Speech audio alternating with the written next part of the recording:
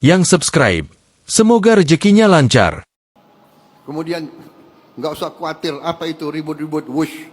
Saya sudah pelajari masalahnya. Tidak ada masalah. Saya tanggung jawab nanti wush itu semuanya. Indonesia bukan negara sembarangan. Kita hitung nggak ada masalah itu. Ya. Jadi PT KAI nggak usah khawatir. Semuanya nggak usah khawatir. Rakyat. Kita layani rakyat kita. Kita berjuang untuk rakyat kita.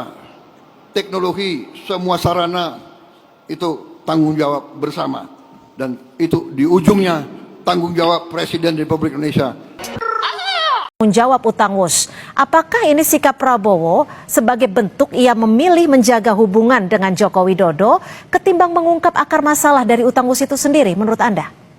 Dari mana duitnya? Dari mana duitnya?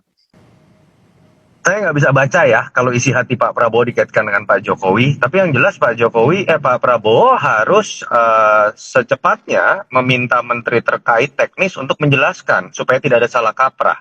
Kenapa? Betul Pak Prabowo kita lihat optimismenya, mengatakan tanggung jawab saya, tidak usah ribut-ribut. Tapi kan Pak Prabowo mengakui sendiri pada akhirnya, lewat uang siapa? Uang rakyat, uang pajak kita. Nah, pertanyaannya kan adalah ketika Presiden harus turun gunung, apakah artinya memang ini tidak lagi penyelesaiannya lewat skema B2B dan kemudian diambil alih negara? Kalau itu yang terjadi, artinya ini kontradiktif dengan penjelasan beberapa pihak yang merasa mengerti terkait dengan permasalahan WUS yang dianggap ini urusan bisnis biasa saja. Dan ketika itu terjadi, ini kan terkait dengan pertanggungjawaban terhadap uang rakyat. Ya. Yang kedua, saya pikir ini menunjukkan ada kadangkala Pak Prabowo ini kita hormati ya bagaimana semangatnya, niatan baiknya untuk kemudian membangun optimisme, tapi kontradiksi seringkali muncul. Ketika Pak Prabowo mengatakan makanya uang negara jangan sampai kemudian terjadi kebocoran. Kebocoran itu bukan hanya urusan korupsi. Kebocoran itu bukan sekedar masalah tidak efisien dipakai oleh pemerintah daerah. Kebocoran itu salah satunya harus kita cari juga akar-akarnya dalam proyek-proyek seperti WUS, dalam proyek seperti IKN. Jadi saya sepakat istilah Cynthia tadi. Yang paling penting sebenarnya kan adalah bagaimana mencari akar masalah. Ya. Lalu kemudian kita belajar dari pengalaman presiden sebelum, rezim sebelum, kepemimpinan sebelum, mana yang bisa diteruskan dan mana yang tidak.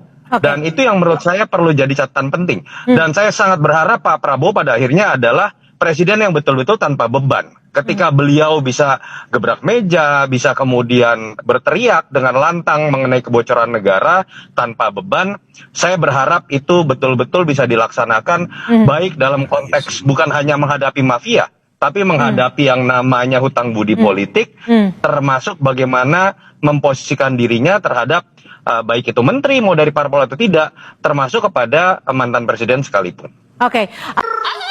Assalamualaikum warahmatullahi wabarakatuh. Kembali lagi di channel Konoha TV. Setelah Menteri Keuangan Bapak Purbaya Sadewa mengeluarkan statement bahwa kereta cepat WUS tidak lagi menggunakan APBN untuk pembayaran hutangnya, menjadi perdebatan di masyarakat. Masyarakat banyak yang tidak rela kalau hutang kereta cepat dibebankan kepada rakyat. Timbulnya perdebatan di masyarakat tentang kereta cepat membuat Bapak Presiden Prabowo Subianto memberikan statement bahwa kereta cepat akan dibiayai oleh Presiden.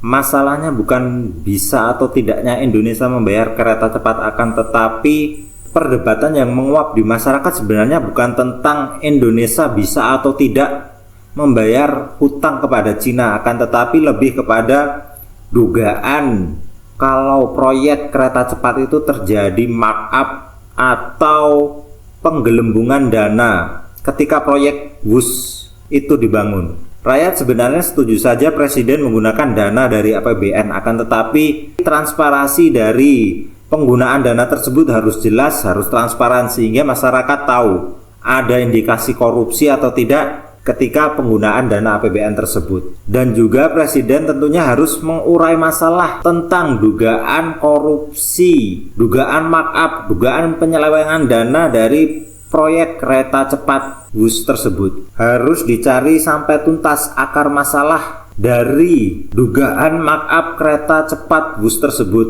Karena menurut pakar ekonomi juga seharusnya biaya pembangunan kereta cepat itu di awal per kilometer itu 17 miliar. Akan tetapi ada indikasi dugaan penggelembungan dana sebesar 54 miliar per kilometer. Jadi ada dugaan penyelewengan dana kurang lebih 3 kali lipat dari hitung-hitungan pakar ekonomi. Kalau menurut kalian gimana guys? Setuju atau tidak? Akar masalah dari dugaan penyelewengan dana ketika pembangunan kereta cepat ini harus diusut sampai tuntas atau dibiarkan saja? Silahkan tuliskan pendapat kalian di kolom komentar.